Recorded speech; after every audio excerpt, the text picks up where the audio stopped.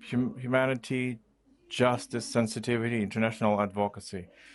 In all of the communication of the First Lady, these are the main orienteers. Together with our voices, let's greet the First Lady of Ukraine with the powerful voice and strong voice that we need to hear.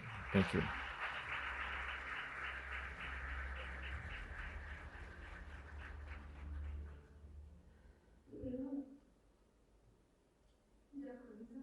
Thank you. Good morning. Thank you, the organizers and everybody present for being here today. And I have great hope that this event will provide a necessary impulse for active system of battling the sexual violence, because the time for preparation and dialogue have been already passed. We need a specific plan of actions how to restore justice, and we will see that. But before I begin, I want to remind you all of all the tragedy that we go through these days. The people died in Odessa. People who were murdered by a Russian drone. The sleeping people, among them 5 children. Some of these children were born during the Russian-Ukrainian war.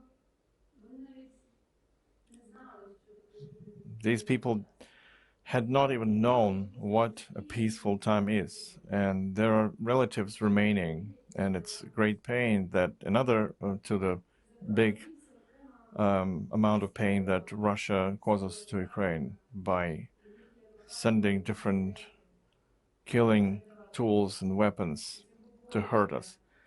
And there are different types of this pain and suffering. Those who suffered themselves, their relatives, and the whole society that feels this tragedy in response. And it's not only that this pain is an effect, it's also a weapon against us. And it drags in time, and it starts hurt, and it continues to hurt even when the physical trauma is healed. And the same is happening for survivors of sexual and gender-based violence.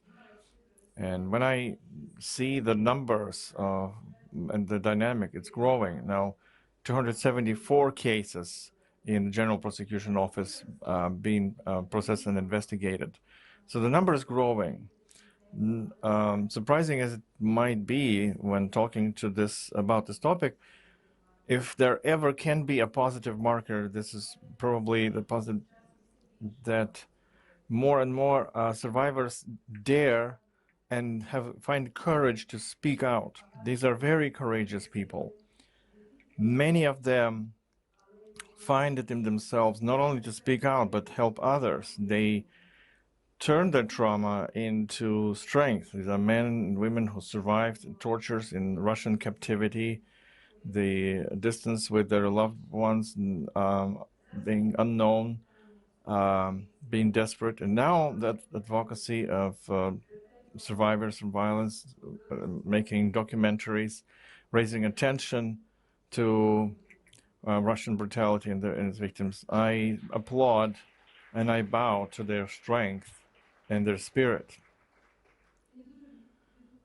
It resonates with me that one of them said in his interview, one of the survivors said that all the people who survived the captivity, violence, and tortures, they face the same kind of problems and challenges. And it's not only psychological problems or social or legal challenges, but of course economic. Because in order to recover, you need resources. Sexual violence survivors during war have no time to wait for classical interventions. They cannot wait till the war is over and Russia starts paying retribution. So we need to act immediately.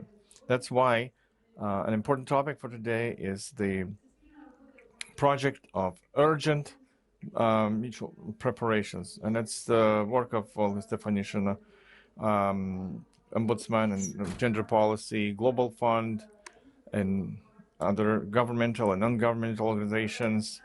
But the most important is that this work has been going on in close cooperation with survivors themselves. For our society, the system provides not only the opportunity to speak out loudly,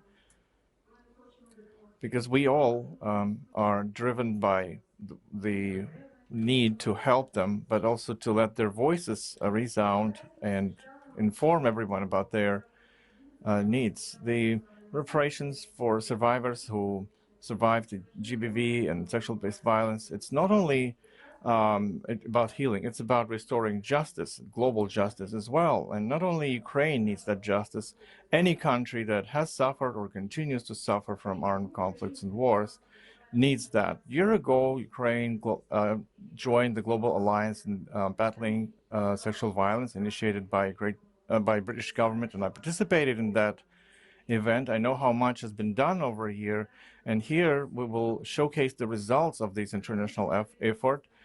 The restoring justice for Ukrainian survivors now will serve as a mirror these challenges for the whole world.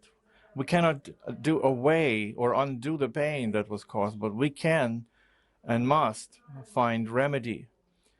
When we show statistical numbers about these crimes, each case has traumatized one or more people, physically and psychologically, and we also need to show the world that the world is not only made of murderers and psychopaths. There is still hope. And so reparation is achievable through a multi-layered, effective system of mental health for people to have the best intervention, the best remedy against traumas, and also society, which is sensitive, knowledgeable, and having the right to communicate with survivors. Now, international community is taking measures in order to cope with consequences of CRSV, and we are grateful for this support, but we need to do much more. We understand that maybe thousands more of survivors of CRSV and other crimes committed by Russia are now on the temporarily occupied territories, and the access to that has a monitoring mission of the UN. And we don't just have to document these crimes in order for them to become known, but also survivors should get support. The Council of Europe initiated creating international registry of losses and damages done by Russia against Ukraine, which is part of compensation mechanism. It's a huge work, but I have a question: when survivors will be able to use this mechanism? And another, I guess, very important issue: will this mechanism take into account the survivors who suffered from crimes committed since 2014? As for now, international compensation mechanism hasn't been created yet, and Russian assets were not confiscated, and these are not sent for supporting Ukraine. The support from our partners is incredibly important, including urgent reparations to survivors. So I believe for international partners and for Ukraine, human is of the highest value, each person. I hope that today we will hear that many times, and we will see that in practice. Thank you. Thank you one more time. Thank you. Thank you, Ms. First Lady.